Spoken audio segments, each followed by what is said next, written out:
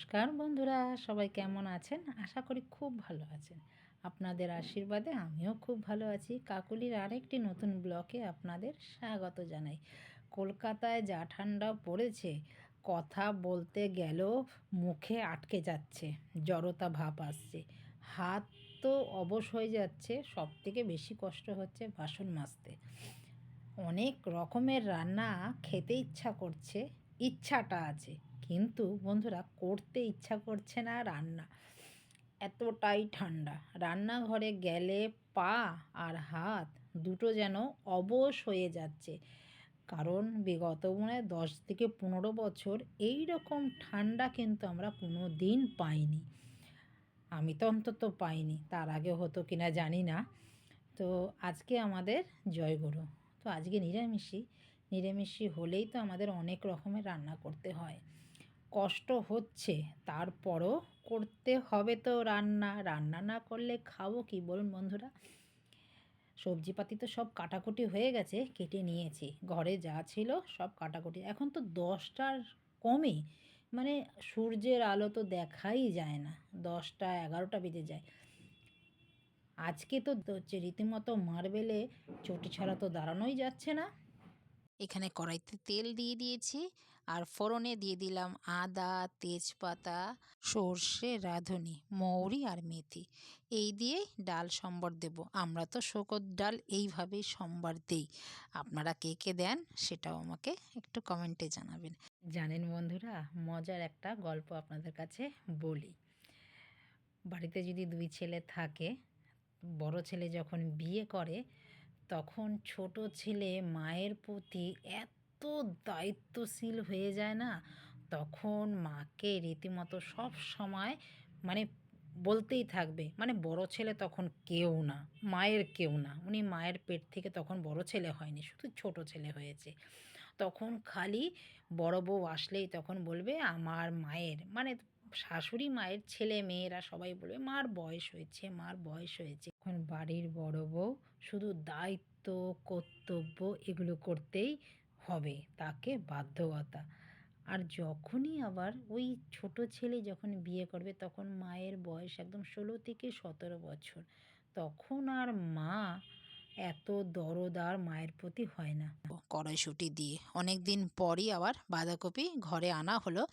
বাঁধাকপি এনেছিল, 2টো বাঁধাকপি আনা হয়েছিল এই শীতে। ওই মাঞ্চুরিয়ান, পকোড়া এইসব খেয়ে খেয়ে বাঁধাকপি শেষ হয়ে গেছে। তো বাঁধাকপির তরকারি আমরা এখনও খাইনি, এইবারই কিন্তু ফার্স্ট খাওয়া হলো। বাঁধাকপি খাওয়া হয়ে গেছে, অনেকভাবে বাঁধাকপি খাওয়া হয়েছে। সেই চিকেন দেখেছেন, পকোড়া করেছিলাম, তার মধ্যে বাঁধাকপি দিয়েছিলাম।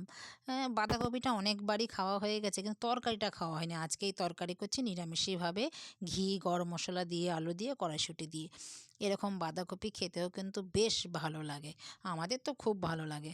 আর এত শীত পড়েছে, একবার ভাবি বাঁধাকপির পরোটা করে আপনাদের দেখাবো, কিন্তু এবার আর সাহসে কুলাচ্ছে না। ঘরে সারাদিন পড়ে থাকি, মানে এতটাই ঠান্ডা।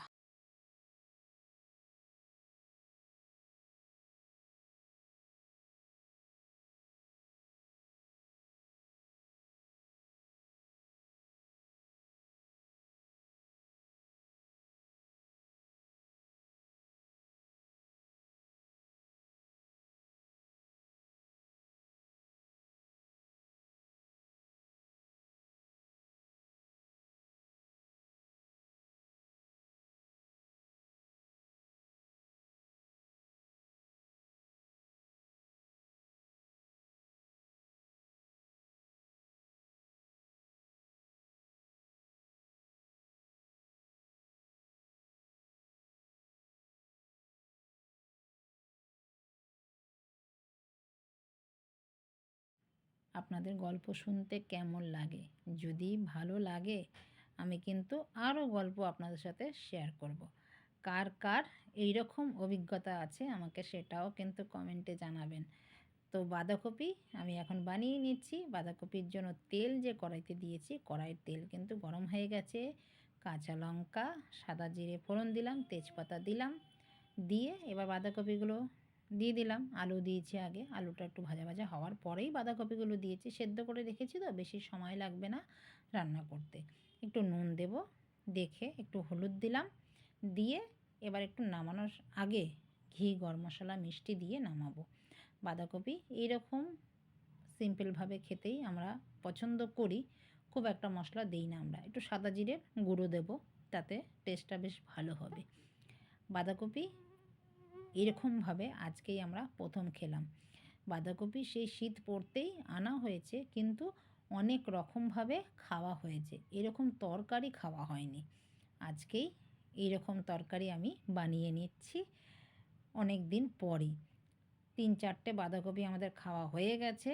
তাতে কি খেয়েছি, মাংসের সাথে মিশিয়ে খেয়েছি, দেখেছেন। মাংসের পকোড়ার মধ্যে দিয়েছিলাম, মাঞ্চুরিয়ান বানিয়েছিলাম তাতে দিয়েছিলাম, ভেজ পকোড়া করেছিলাম তাতে দিয়েছিলাম।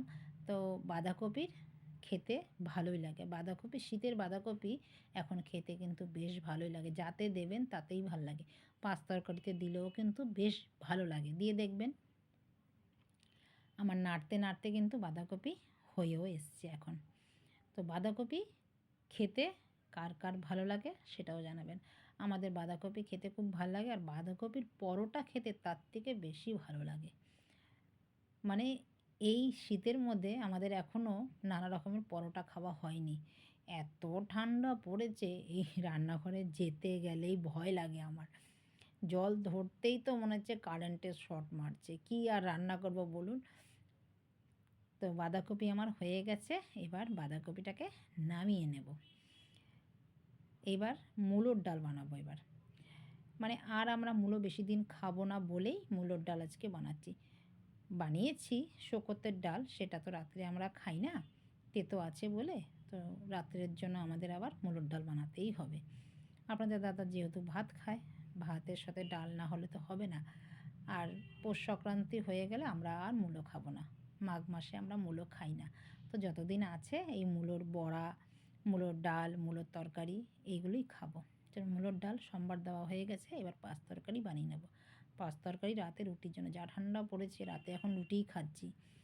ভাত ভালোবাসি, দাদাও ভাত ভালোবাসে, কিন্তু রুটি একটু বেশিই খাওয়া হচ্ছে এখন আমাদের এত ঠান্ডার জন্য। নুন, হলুদ, চিনি, মিষ্টি দিয়েই এইটাও নেড়েচেড়ে নামিয়ে নিলাম। তো ভিডিওটা কেমন লাগলো, আমার রান্না আর গল্প দুটোই আপনাদের কেমন লাগলো? যদি কোথাও ভালো লাগে পাশে থাকার অনুরোধ রইল, আর ভিডিওটা দেখার পর লাইক, কমেন্ট, শেয়ার করে পাশে থাকার অনুরোধ রইল। দেখা হচ্ছে পরবর্তী ব্লগে। সবাই ভালো থাকবেন, সুস্থ থাকবেন। নমস্কার।